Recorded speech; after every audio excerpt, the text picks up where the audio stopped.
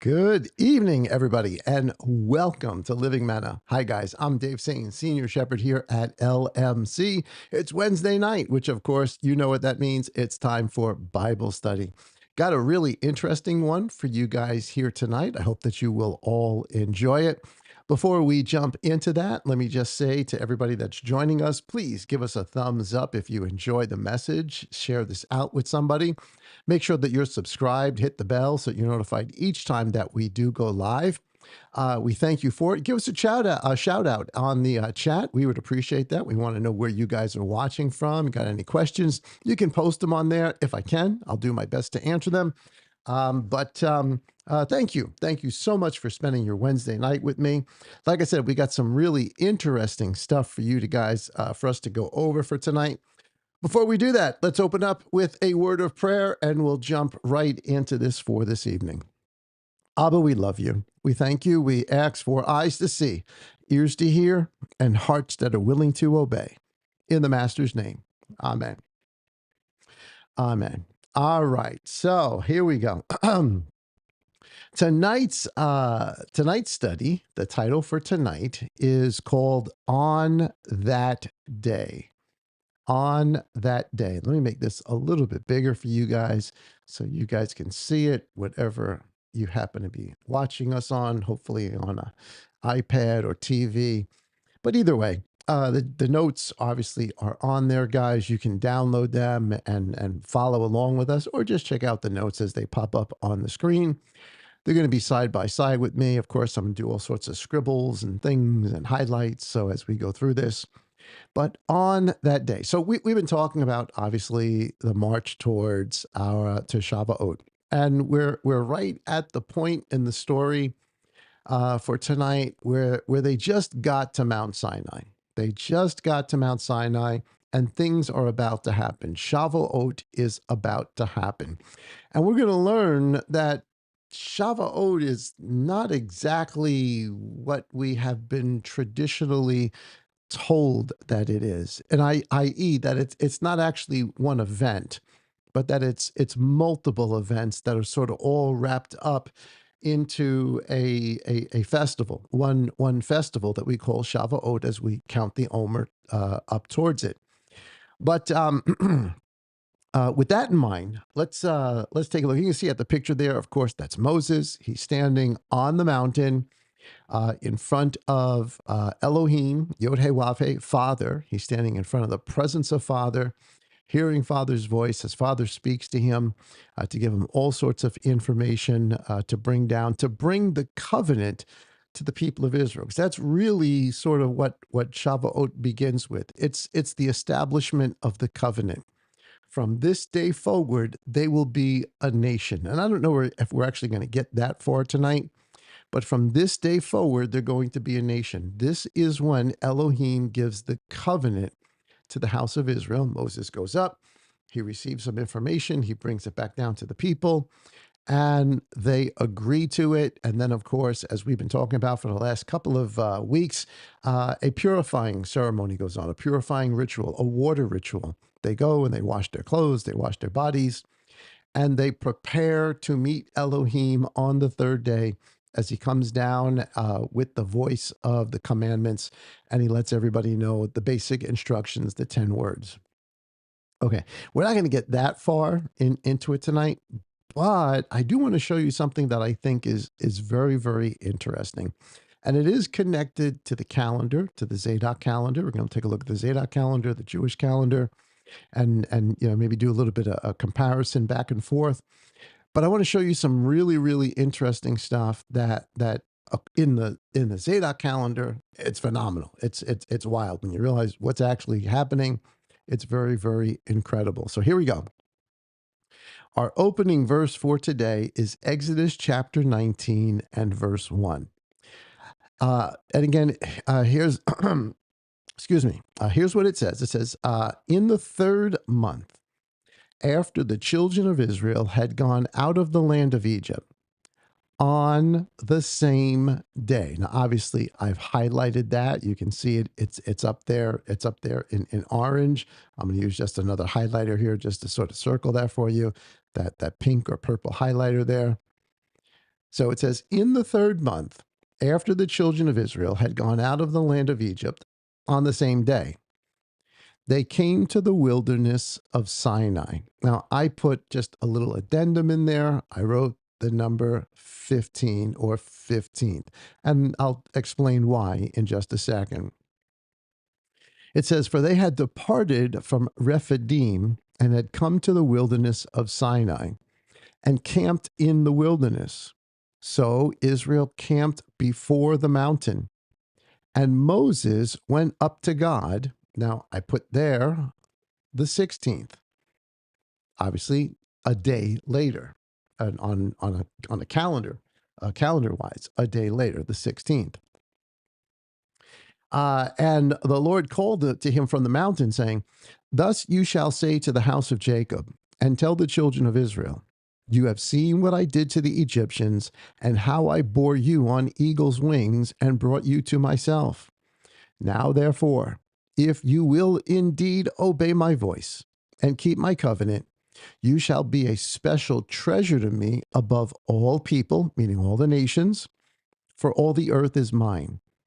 And you shall be to me a kingdom of priests and a holy nation. These are the words which you shall speak to the children of Israel. All right, so this is the making of the covenant. He's telling them, I want to be your Elohim. You're going to be my people. You're going to be a special treasure above everything. But it's the first couple of verses there in verse 1 and 2 that I want us to really focus on here, because it gives us some information that we need to connect to some other things that open up a bigger window of instruction for us. All right, so here we go. There are I think we talked about this a while ago briefly, but there are two basic schools of thought concerning that verse, Exodus 19, verse 1. There is the Zadokian, or the Dead Sea Scrolls, or the Essenes way of looking at and interpreting and understanding that verse. And then there is the rabbinical, Pharisaic, but really we're talking the rabbinical, the Talmudic, the Mishnah way of understanding those verses. So, one more time, in the third month after the children of Israel had gone out of the land of Egypt, on the same day, they came to the wilderness of Sinai. So, two possibilities here, right? So, from a Talmudic or a rabbinical perspective, when they translate or they read these verses, they translate it as, he's saying, in the third month after the children of Israel had gone out of the land of Egypt. They translate it meaning it's the first day of the third month that the children of Israel had gone out of the land of Egypt. And because of that, they what they're saying is the day that they got to the mountain was the first day of the month.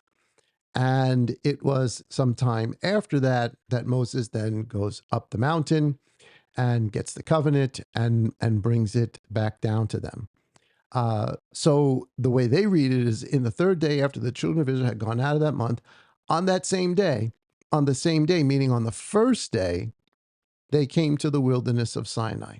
And that's understandable. You could make that argument, absolutely. But from a Talmudic or a rabbinical, let me give you just a little bit of reference here. The only information or the only reference we have to that as being Jewish thought comes from, in this particular case, the Mishnah. The Mishnah, and it is, just to give you some specifics, it's in the Mishnah called the Rosh Hashanah, the Mechat, and the Hagigah. There's different writings that speak about the day of Shavuot. Except in the Mishnah, when it speaks about the day of Shavuot, it doesn't speak about it as the day that they got revelation at Sinai.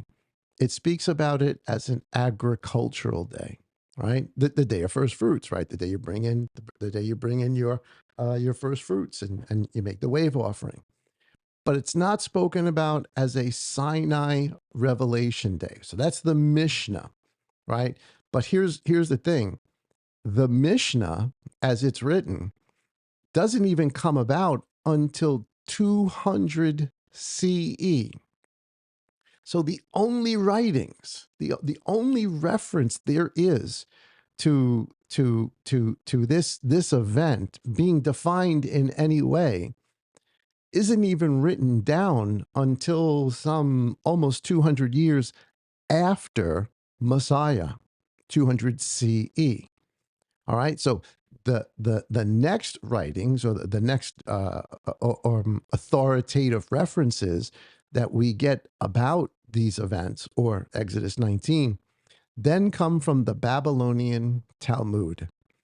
And the Babylonian Talmud, its date of writing is between 500 and 600 CE, meaning some 500 to 600 years after Messiah. These things get written down. So they're considered obviously authoritative. These are the rabbis. They're telling us how they understand things, what it is that they understand. So, it's considered, at least in Judaism circles and probably in many Christian circles, as authoritative. And I could understand why. I could understand reading that and saying, okay, in the third month after the children of Israel got out of the land on the same day, meaning on the same day that they got there, which would be a little bit redundant as you read the rest of it, but okay, maybe. From the Babylonian Talmud, however, there's nowhere in it that it states, and there's nowhere actually in the Torah at all, that it states that the Torah is given on Shavuot.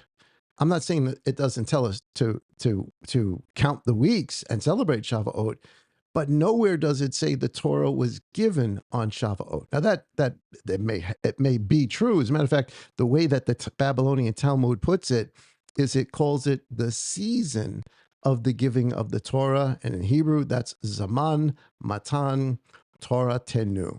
So it's not about the day that the Torah was given. It's about the season that the Torah was given in. And of course, like I said, that comes from the Babylonian Talmud, hundreds of years, 500 to 600 years after Messiah. Now, there is another Jewish source that comes much, much earlier, and that would be the Zadokian or the Book of Jubilees. Now, there's no one author of the Book of Jubilees, but it's pretty much from a historical or a scholarly perspective. It seems these are the Essenes, these are the Zadok priests that are writing this particular book, really arguing for the calendar, looking at the things that are going on, trying to warn people that we can't go down the road that we're going down because it's going to mess up some of the things that are pre-scheduled by Elohim. But let's just go with dates, right? As what is the earliest Hebrew Jewish writings on the topic? The Mishnah, 200 CE, the Talmud, 5 to 600 CE, or the Book of Jubilees, Zadokian priest, written anywhere between 200 to 150 BC. Now, some of the archaeological and scientific stuff that's coming out now is saying it may be even much earlier than that, up to 300 BC. But let's just go with the standard numbers.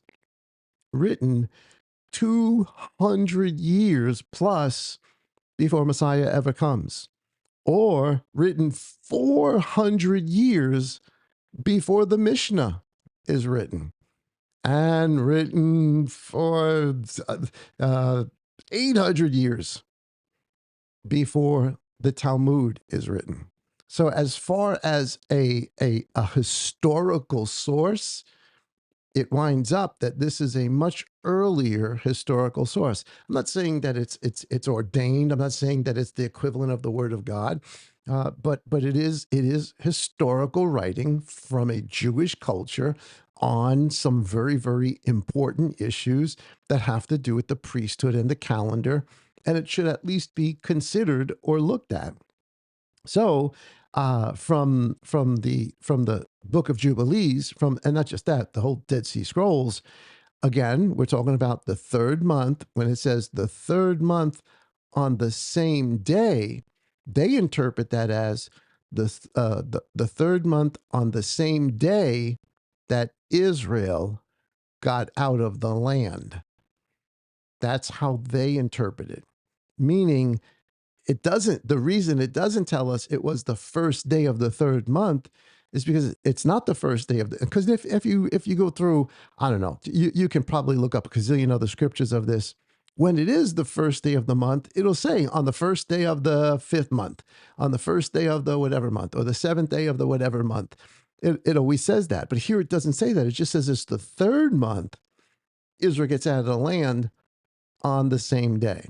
So the Zadokian priest, the book of Jubilees, again interprets that, saying the day that it's talking about is the day the children of Israel got out of the land. On the same day that they got out of the land is the same date that they camp in front of the mountain, Mount Sinai, in the wilderness, and then Moses ascends, which is why I have the 15th year, 14th to the 15th year. And from a Zadokian perspective, the idea of Shavuot, a whole bunch of different ideas about it. The idea is that Shavuot is about covenant renewals, not just one covenant, multiple covenants. It's about multiple covenants. It, of course, is called the Feast of Weeks, and there is the counting up to it. But it also tells us that this was established in the days of Noah. I know, sounds crazy, but this far outdates any Mishnah and any Talmud. And it's telling us that these dates were established in the days of Noah and that these are an eternal ordinance. Now, that we can certainly get from just reading Leviticus. This is a law for you forever, an eternal ordinance. But here's the kicker. They also state that these things have been celebrated in heaven even before they were celebrated here on earth on the same day. Which now that's a whole other can of worms if you think about it. But that out of line with what we already know? Because Moses is told when he does go up to the mountain to build a tabernacle according to the pattern that he sees. There's a heavenly pattern, and he must make an earthly representation of it, the tabernacle, exactly as he sees it in heaven. It must reflect heaven. So the Zadokian priests are only saying it's not just the tabernacle like that, it's the very calendar like that. It's the very festivals and their dates that, just like there is a tabernacle in the heavenlies, the true tabernacle, these dates are already in celebration there. And what we're doing here is a shadow of it on the same day, just like you had to go through the process of the tabernacle exactly the way Moses was given to it. So they believe that these things were celebrated in heaven before they were celebrated here on earth. And of course, that they are to be observed yearly. And just talking about Shavuot, we're going to talk about more than Shavuot, but yearly in the third month on a specific date, the 15th or the 14th, going into the 15th. Here's the real kicker. It is through the book of Jubilees, through the Zadokian priesthood has their writing, that they tell us Noah did this. They tell us Abraham did this. They tell us Isaac did this. They tell us Jacob did this. That is to celebrate the Feast of Weeks. And then it was lost as the children of Israel were in Egypt, to be reestablished at Mount Sinai at the exact date and time. And I want you to notice this terminology here, because it's not by accident. In the third month, all the way up on top, as the children of Israel had gone out of the land on the same day, we're going to see that phrase on the same day pop up again and again and again. And we're supposed to take notice of that. It's not there arbitrarily. Or we're going to see other things that mean exactly the same thing. Because how do you say on the same day in another way? Well, I'm not going to make you guess. I'm going to tell you. How do you say on the same day another way biblically? On the appointed time, on the Moedim, on the pre-scheduled date, or on the same day.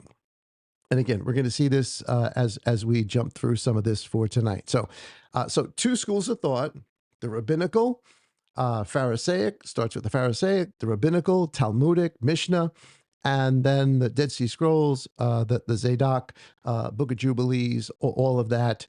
Obviously, two both believers, obviously in the date, in the celebration, but the date is obviously the issue, and even the meaning of it becomes an issue. So Elohim has a schedule and appointed time. We're used to this, the word Moedim. So if he's talking in Exodus 19 on the same day, let's go back just real quick. I want to show it to you one more time.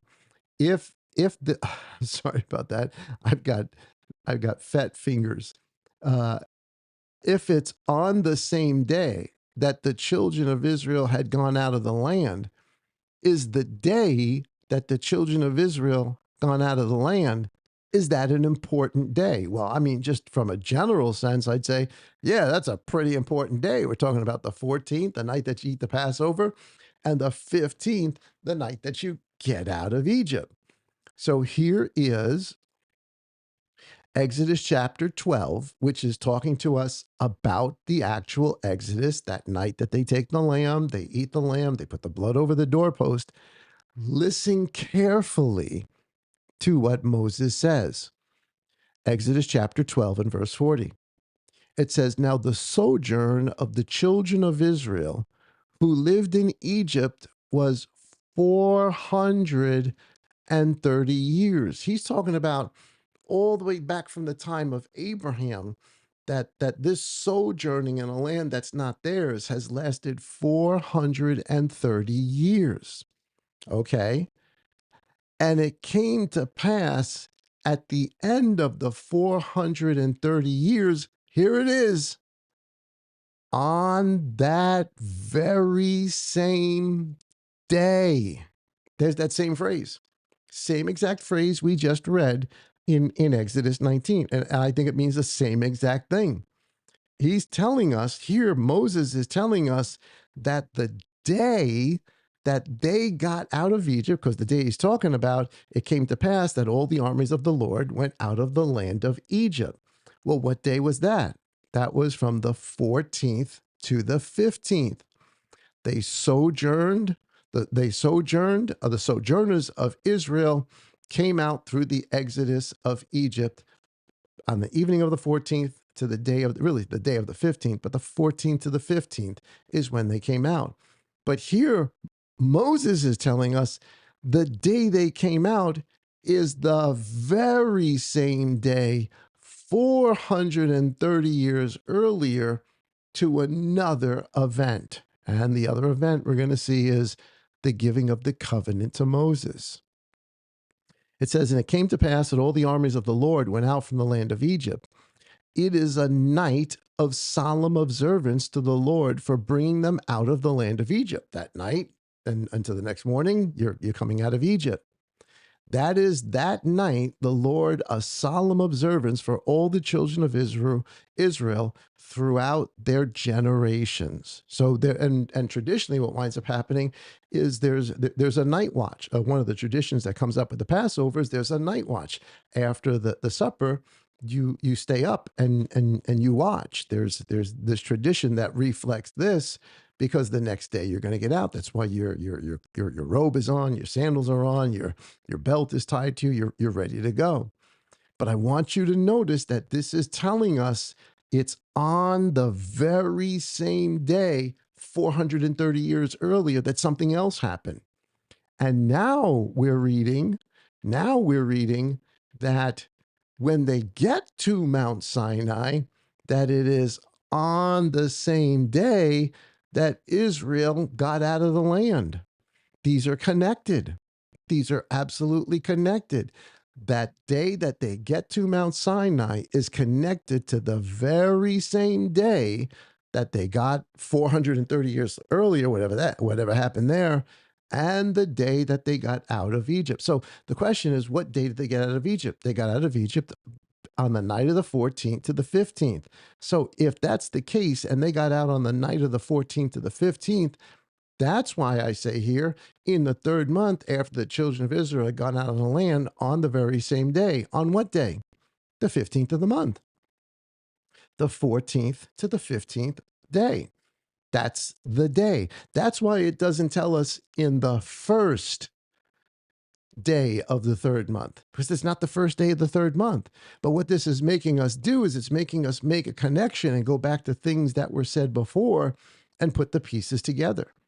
And when you put the pieces together, that concept is on that very same day. So, two things here. When he's saying 430 years, so 430 years ago, something happened. That's an anniversary of the day that they get out of Egypt, which is an anniversary of the day that they get to Mount Sinai. They're all interconnected somehow. They all happen on the same date, the 14th to the 15th. It's now, when you read it, it says, and it came to pass at the end of 430 years of their sojourning in Egypt. Israel was not in Egypt for 430 years, but they did sojourn for 430 years. So he's not talking about the time. They were in Egypt for 260 something years, I think is what the time was. But so what does it mean 430 years earlier?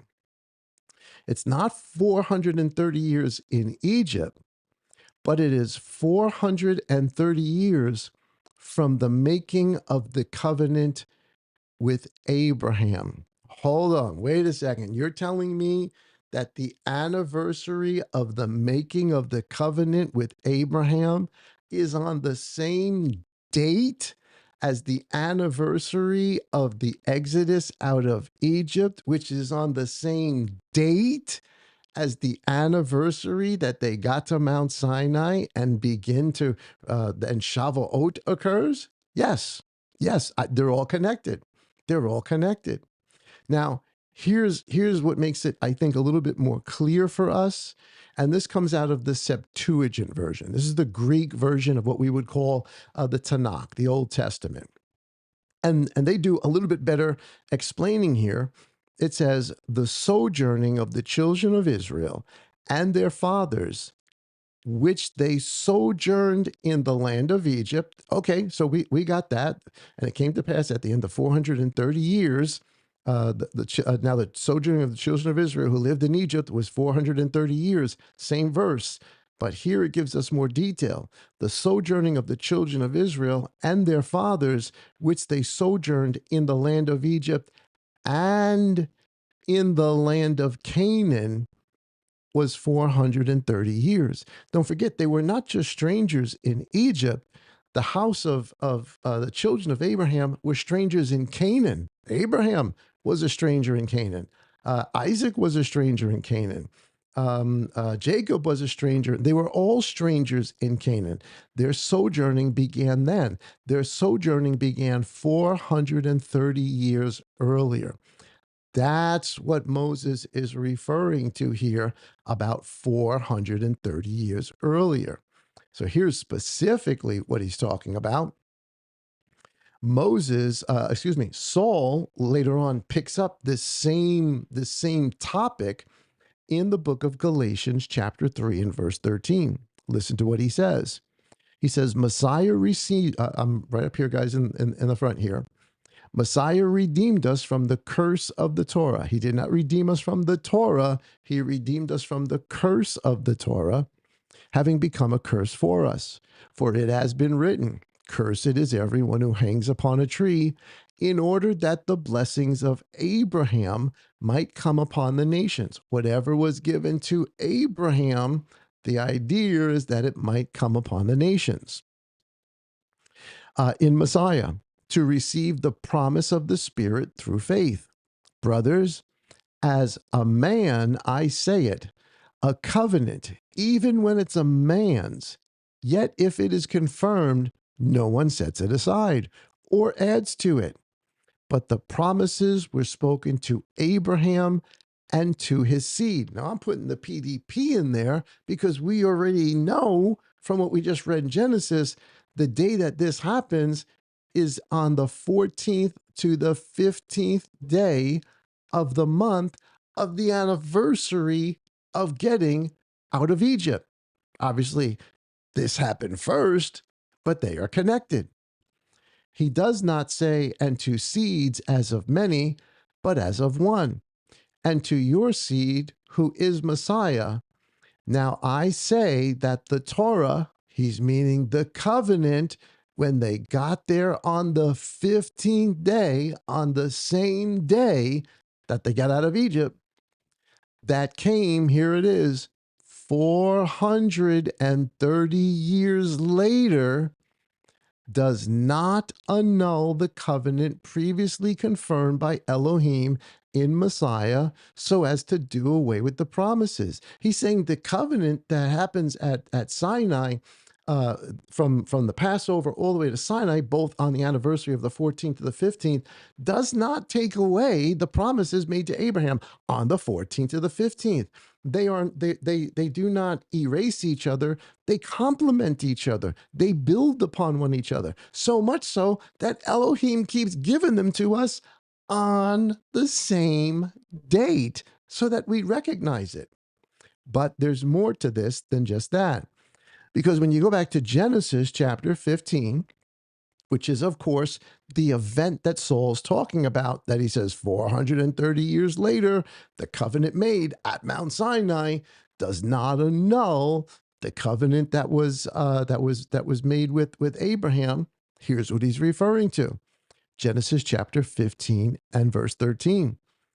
Elohim says to Abram, know for certain that your seed are to be sojourners in a land that's not theirs. Abraham was a sojourner in a land that was his. Canaan wasn't his yet. It wasn't given to him yet. It's not going to be given to them until Joshua comes in with them and takes the land. But here it is. He's saying they're going to be sojourners in a land that's not theirs, and they shall serve them. And they shall afflict them when they are in the land that is not theirs. Those people who are the seed of Abraham will be afflicted by the people around them.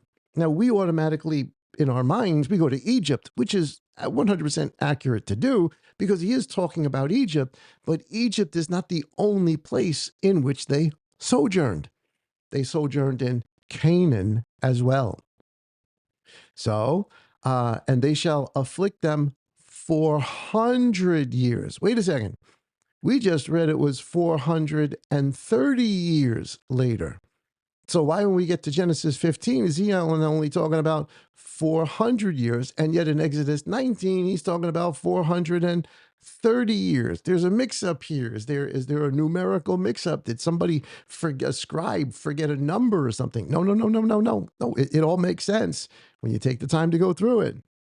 It says, but the nation whom they serve, I am going to judge, and afterward let them come out with great possessions. Now, here's the thing. So Abraham, he's told to take the animals, he's told to cut them, right? He's told to look up at the stars. So it's daytime. He's cutting up the animals.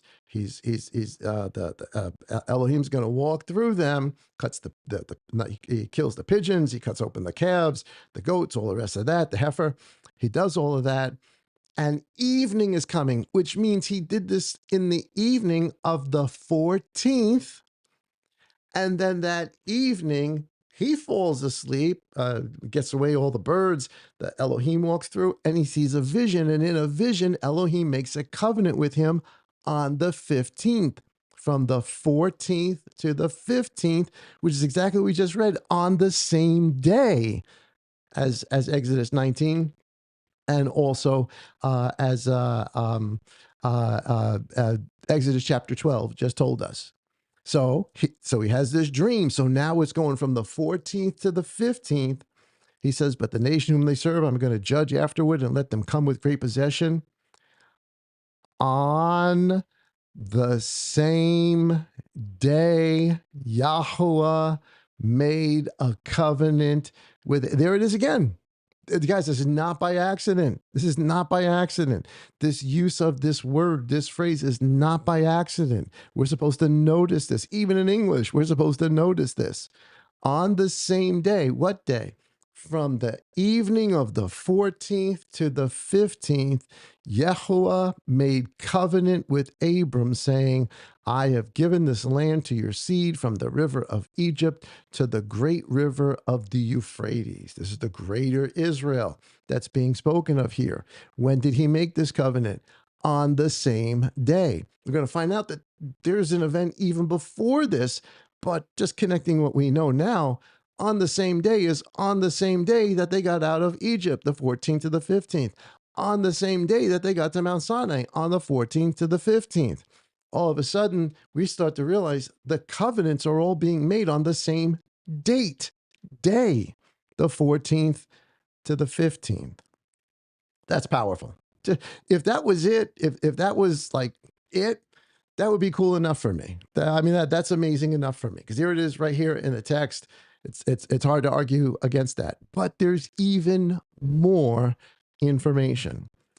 So here we go. Now, so let's just see if we can picture this in our minds, right? So Abraham, he makes the covenant, right? He's told you're going to have a seed. It's not going to be Eliezer. You're going to have your own seed. Look up at the stars, count them. So evening is coming. He cuts up all the animals. From the 14th to the 15th, the day is changing over. 430 years after that, there's the anniversary of Passover, but also the anniversary of Sinai, when another covenant is given. That Saul tells us this covenant does not annul this covenant given 430 years earlier. Okay, so what about the 400 years then that we read in Exodus? Well, it's actually the same exact thing, but he's talking about it from the days of their suffering or the days of their affliction. So the Abrahamic covenant, these two are the same. The AC is the Abrahamic covenant is given. Abraham's told you're going to have a son. He doesn't have a son right away. Ishmael comes along, a whole big mess. Isaac is not born until 25 years later. Now, we're going to find out in just a second that now we're going to go back to the Talmud for this and some of the traditions. And again, we're going to rely on the traditions, but I'm going to take them at face value. I don't want to always take everything they say at face value, but it fits the pattern. We're going to find out that Isaac's birth was on the 14th to the 15th of the first month. That's Passover. That Isaac was born in the season of Passover, 25 years after the covenant is given. Yeah, but it's 400 years. Well, it tells us that Isaac was weaned. Here's Genesis chapter 21, verse 8. It says, and the child grew and was weaned, and Abraham made him a great feast on the day that Yitzhak was weaned, more than likely his birthday, right? So how long is a child weaned for? The weaning is, he's not feeding off of his mother's milk. And Sarah saw, so when she stops weaning him, this day that there's this celebration, and Sarah saw the son of Hagar, the Egyptian, whom she had borne to Abraham, mocking. Mocking who? Mocking Yitzhak. All of a sudden, the persecution begins. Here's the thing. Ask ChatGPT. In biblical ancient times, when was a child normally weaned? In Near Eastern cultures, children were typically weaned somewhere between the second to their fifth birthday, 2 to 5 years old. So she's an older mother. It's her only child. I would think she would protect him as long as she could, keep him on that mother's milk as long as she could. If he's 5 years old when this event happens, he is in a land that is not his own. And now, from this point on, if he's weaned at 5 years old, there's 400 years of persecution between Isaac, Jacob, all of the sons who go down into Egypt. They are all living in lands in which they will be persecuted. That's why it tells us 400 years of persecution, meaning from the time that Isaac was weaned. So both of them work out perfectly.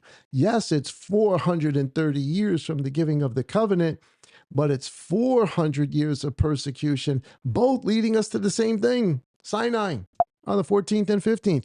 And if this is the anniversary of his birthday, it's the 14th to the 15th of his birthday, if indeed Isaac was born on the 14th to the 15th, on the time of Passover, which we'll look at in just a second. Wow. I mean, that's cool. That's amazing. All of a sudden, you start to see patterns here, patterns after patterns after patterns. And you realize that Elohim speaks to us in patterns if we have eyes to see it. All right, so now this is some rabbinical tradition. So I'm going to ask you to take this with a grain of salt. It's tradition. But it doesn't mean that tradition is necessarily wrong. I won't always necessarily put 100% faith in it, but listen to it and be the judge of it, of course, concerning what we understand through Elohim's spirit of Messiah. But the rabbinical tradition has always been in the Babylonian Talmud, and don't forget this comes much, much later. So is there any way that in the Babylonian Talmud, do you think that they're going to want to prop up the story of Messiah the way we understand it? Absolutely not. In fact, they do everything that they can to erase the story of Messiah the way you and I understand it. However, in the Babylonian Talmud, in the Rosh Hashanah 10b to 11a, in the midrashic sources called Bereshit Rabbah, they speak. They in the writings they say that the three visitors to Abraham came to him at what would become Passover. The meal that he makes them, the bread that he makes them, would have been the 14th day, that evening, going into Passover. On that evening, Isaac's birth is announced. And of course, Sarah laughs. And so they call him Isaac. So his birth is announced on that day that the three visitors meet Abraham. If that's the 14th going into the 15th, it tells us they tell Abram and Sarai, Isaac, Genesis chapter 17, verse 21, but my covenant I establish with Yitzhak, whom Sarah is to bear to you. Look at this. At this appointed time next year. Do you know what this, you look at this, at this appointed time next year is almost, it's not even almost, it means at the very same day. At the very same day. Hopefully you guys can see that. So here's the angel, or whatever this is, whoever it is that's speaking to them, is telling them that this child is going to be born to Sarah at this time, at this appointed time next year. Now, again, it is Jewish tradition that Isaac's birth was on the Passover. It is the next day, that night, that the angels go to Sodom to get Lot out. Lot is spared on the 15th. And when the angels get to Lot's house, what do they eat? Unleavened bread. From the 14th to the 15th, here's this event occurring which is another anniversary. These things, the Zadok priests were telling us, were already established and celebrated in the heavens. And the events occurred down here on earth on the same dates. Now, according to the Babylonian Talmud, the Rosh Hashanah 10b, they also say that Abraham, when he went down to Egypt with Sarah, so before any of this story here with the angels, Abraham goes down to Egypt because of a famine. And when he gets to Egypt, he gets the whole messed up thing. His wife gets taken in the harem, all the rest of that. Plagues fall all over Egypt. He gets his wife back. They leave. It tells us, according to Hebrew tradition, Abraham and Sarah left Egypt on Passover from the 14th to the 15th. And all sorts of plagues were there. And then they give them all the gold and the wealth. It's the story of the Exodus that's about to happen in the future to Abraham's children. Abraham lives all over again. When? On the same day. I know that may be hard to read, but it means on the appointed time, or at that same appointed time. Now, all of a sudden, these things are starting to stack up. And everything keeps happening on the 14th to the 15th. Covenants are made on the 14th to the 15th. This is utterly, utterly amazing. All right, let's go to the next one. So it's not just, it's not, so that's all the stuff that we can read in the text that we've got, right? It's right here in front of us. We're putting the pieces together. But according to the Zadokian priest, according to the Book of Jubilees, according to the writings of the Essenes, it wasn't just these things. Noah knew about this feast. Abraham knew about this feast and celebrated it. Isaac knew about this feast. Jacob knew about this feast. But at some point when they were in Egypt, they forgot about it. They got so into the Egyptian worship, Elohim pulls them out and then, of course, reestablishes it again on the same date as before. So here is the book of Jubilees. It's not the book of Job. That's just the computer just making a typo, but it's the book of Jubilees, chapter 1 and verse 1. I want you to follow me with this because you do a little detective work here, but it'll make sense. It says, and it came to pass in the first year of the exodus of the children of Israel out of Egypt in the 3rd month on the 16th day of the month that God spoke to Moses.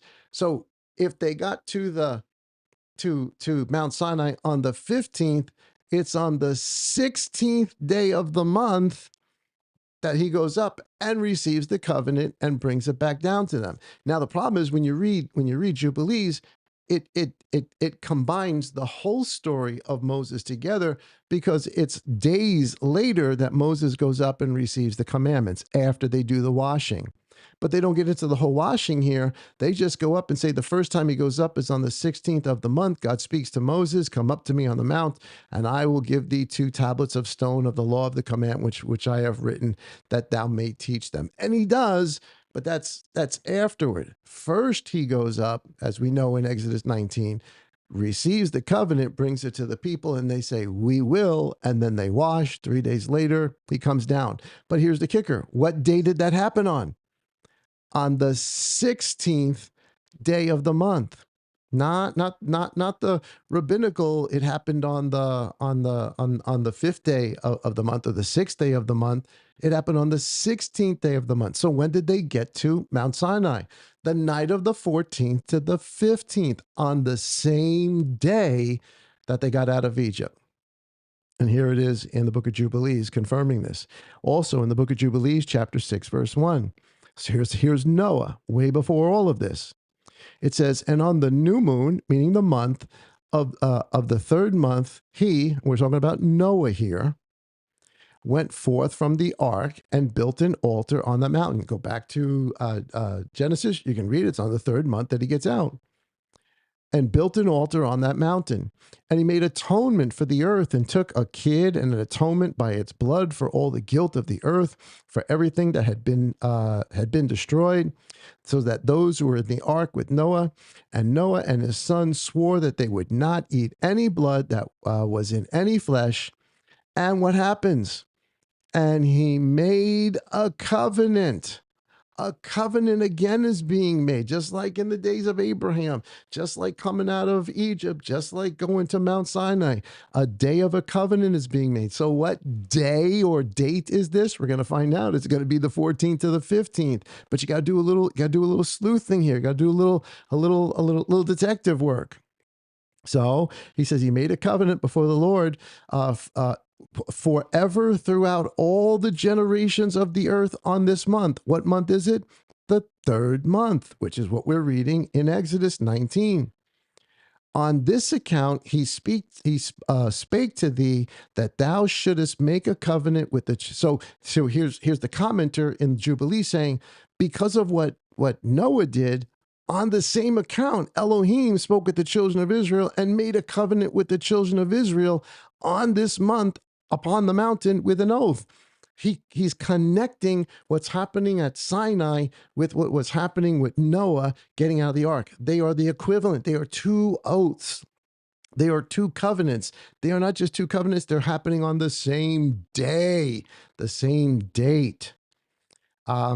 It says, and that thou shouldest sprinkle blood on them because of all the words of the covenant which the Lord made with them forever. And this whole festival, because this becomes a whole festival, Leviticus tells us this becomes a whole festival, was celebrated. Here it is. This whole festival was celebrated in heaven from the day of creation till the days of Noah. Heaven's been rejoicing and celebrating on this day before Noah did it. Celebrating on this day before Abraham did it. Celebrating on this day before Israel did it. Celebrating on this day before they got to Mount Sinai. They've been celebrating on this day, this date, 26 jubilees and 5 weeks of years. And Noah and his sons observed it for 7 jubilees and 1 week of years till the day of Noah's death. And from the day of Noah's death, his sons did away with it. So it stops until the days of Abraham, and they eat blood. So now Abraham comes along and he does it. He reinitiates, restarts this celebration, this memorial of the day that Noah got out of the ark in the 3rd month and Elohim made covenant with him. Now, it doesn't give us the day here, it just tells us the month. However, it does tell us the day because we know that Abraham, Isaac, and Jacob all celebrated this day. So here it is, chapter 44 of the book of Jubilees. It says, and Israel took his journey from Haran and from his house on the new moon of the, here it is, 3rd month. Same time they're getting to Sinai. So it's way before Sinai. Joseph is in Egypt. He's being invited back down. There's famine in the land. They're going to go back to Egypt. So Israel, Jacob, he says he went on the way of the well of the oath, and he offered a sacrifice to Elohim, the God of his father, Isaac, on the 7th of this month. So now we got to do a little detective work here. Got to do a little bit of math. I know people don't like math. I don't like math either, but sometimes it's necessary. So the 3rd month comes, and now he gives this offering on the 7th, 7 days into the month. And Jacob remembered the dream that he had seen at Bethel, and he feared to go down into Egypt. And while he was thinking of sending word to Joseph, because we're going to go to Joseph to come to him, that he would not go down. So he was considering not going down to see Joseph, that he would not go down.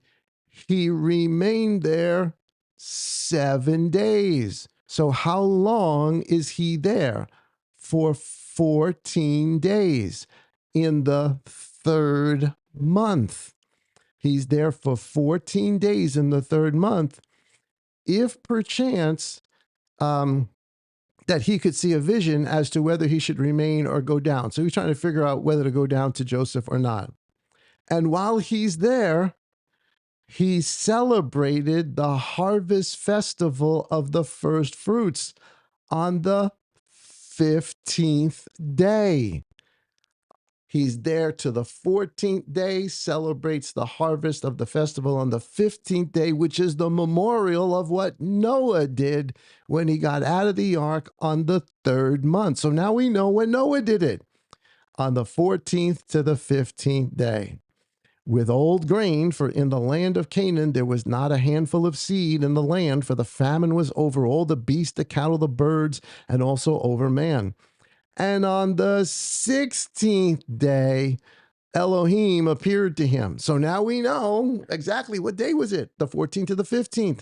On the 16th, Elohim speaks to him. This is almost verbatim what we read in Leviticus 19. They get there on the 14th to the 15th. On the 16th, Moses goes up and speaks with Yah.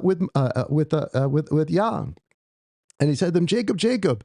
And he said, here am I. And he said to him, I am the God of your fathers, the God of Abraham and Isaac. Fear not to go down into Egypt, for I will there make thee a great nation. I will go down with thee. I will bring thee up again. And this land that where thou shalt be buried, and Joseph shall put his hand upon thy eye. But Abraham observed it, and Isaac and Jacob and his children observed it to thy days. And in thy days, the children of Israel forgot it. Observed what? The harvest of the first fruits from the 14th to the 15th to memorialize what happened with Noah getting out of the ark, to memorialize what had been going on in heaven before creation, before any of us were here. They did it. And sometime in Egypt, they forgot about it. At some point in Egypt, they lost it, until they celebrated it anew on this mountain with Moses in the third month, on the 14th to 15th day, and on the 16th day, Moses goes up to the mountain. Wow, wow, that's amazing. That's amazing. So the story becomes consistent all the way through. When does Elohim make covenant with his people? On the 14th to 15th. That's when all the festivals occur, on the 14th to 15th.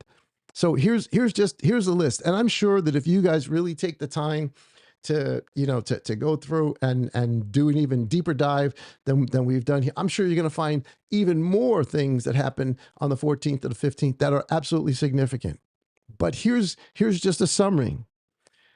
Noah and his sons celebrated the covenant, the first fruits, on the 14th to 15th of the third month. We now know that. We did a little math. Abraham celebrated the third month from the 14th to 15th the same way. We now know that. Abraham leaves Egypt on the 14th to 15th of the first month. That again is Hebrew tradition, but I'm just taking it for face value. Abraham is given the covenant in the third month on the 14th to the 15th day. Well, we just finished reading that in both Genesis and in Galatians. Abraham celebrated the first month, the 14th to the 15th, with the three angels as they sat there and they ate sort of a little Passover dinner, and they were told this time next year, you're going to have a son. Isaac's birth was announced on the 14th to 15th of the first month. Lot escapes on the 15th day of the first month, eating unleavened bread. Isaac's birth, the 14th to the 15th of the next year, happens on the first month. Israel leaves Egypt the 14th to the 15th day of the first month. Israel grumbles for bread, this is like chapter 16, on the 14th to the 15th day of the second month. The second Passover, if you have to use the second Passover, occurs on the 14th to the 15th day of the second month.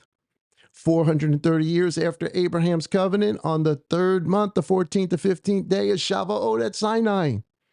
And it's 400 years after Isaac is weaned and persecuted in the first month on the 14th to 15th day from Passover, and a memorial of Shavuot as well.